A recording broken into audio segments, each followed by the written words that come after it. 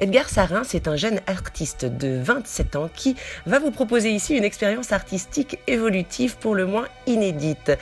Edgar Sarin investit l'ancienne sacristie du Collège des Bernardins pour nous faire réfléchir à l'équilibre de notre monde. Et quel plus joli lieu pour faire cette expérience que cet espace voûté centenaire où se déroulèrent en leur temps des cérémonies secrètes et mystiques.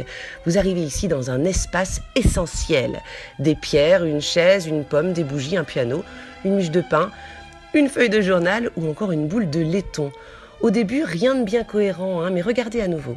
Ces planches, si elles tiennent en équilibre, ça n'est que grâce à ce petit bol posé en équilibre qui leur permet de tenir. Ces fleurs improbables, elles semblent léviter grâce à leur tige toute fine qui s'avère finalement plus solide qu'elle n'y paraît.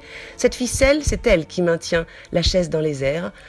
Une pomme et une pierre stabilisent un piano, un pendule cherche infiniment son point d'équilibre dans un balancier incessant. Le sujet ici n'est autre effectivement que celui de l'équilibre, un équilibre parfois instable, parfois aléatoire, souvent fragile et éphémère. Alors à la manière des rituels d'antan, Edgar Sarin va revenir ici toutes les semaines, même jour, même heure, pour faire évoluer l'espace à huis clos, accompagné d'une vingtaine de bénévoles, des hommes et des femmes de tous les âges et de tous les horizons, qu'il a sélectionnés pour leur diversité.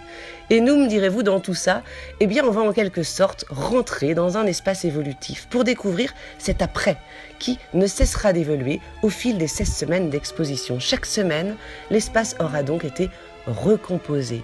Évidemment, on se pose des questions, on va devoir imaginer un peu. Que s'est-il passé ici? Qu'est-ce qui a changé et pourquoi? Est-ce qu'on se sent mieux dans ce nouvel espace? Pourquoi est-ce qu'on sent encore cette odeur d'encens et de cire fondue? Voilà, le gros point fort de cette exposition qui est totalement gratuite, c'est la présence de médiatrices en permanence dans l'enceinte de l'exposition pour nous guider et nous faire ressentir l'œuvre, nous la faire comprendre en quelque sorte. Et puis pour ceux d'entre vous qui trépignent et qui voudraient vraiment savoir ce qui s'est passé lors de ces rendez-vous artistiques rituels, eh bien sachez qu'Edgar Sarin en conserve des traces écrites, vidéos, photographiques qu'il enfermera à la fin de l'expérience dans une boule de laiton, une boule qui malheureusement sera enterrée dans un lieu secret et libérée uniquement dans son temps afin d'être révélée au Collège des Bernardins. Rendez-vous donc dans un siècle.